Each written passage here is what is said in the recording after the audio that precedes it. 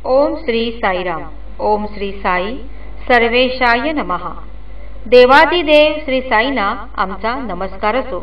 ते सर्वांचे देव आहेत। भगवान श्री सत्यसाई बाबांना जो कोणी मनपूर्वक हाक मारतो त्याच्या हाकेला प्रतिसाद देऊन सर्वव्यापी स्वामी त्याला आशीर्वादित करतात। इतकेच नव्हे तर देवाच्या कोणत्याही स्वरूपात हाक मारली असता त्याचा धावा केला असता स्वामी त्या भक्तांवर आपली कृपा करतात, कारण ते सर्वांचे देव म्हणजेच सर्व विश्वाचे पालन करत आहेत। जगभरात असलेल्या स्वामींच्या भक्तांना स्वामींनी त्यांच्या इष्ट देवतांच्या रूपात दर्शन दिले आहे।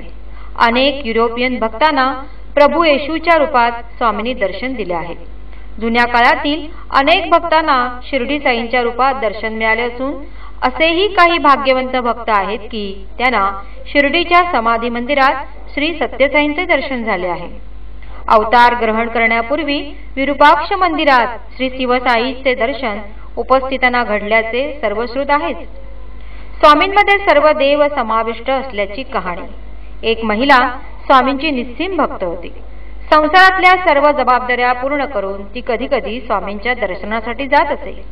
अनेक वेळा तिला असे वाटे की आपल्या मुलांनीही आपल्याबरोबर स्वामींच्या दर्शनासाठी यावे, परंतु मुलगा तिची इच्छा मानण्यास तयार नसे। एकदा मोठ्या मिनतवारीने तिने त्याला पुट्टपर्तीस नेण्यास तयार केले, परंतु अर्ध्या रस्त्यावर तो आईला म्हणाला, मी पुट्टपर्तीला येणार नसून तिरुपतीला जात आहे, आणि त्याप्रमाणे तो तिरुपतीला निघून गेला। त्याची आई एकटी स्वामींच्या दर्शनासाठी गेली। दर्शन घेण्यासाठी बाहेर आले असता स्वामी त्या महिलेसमोर जाऊन उभे राहिले।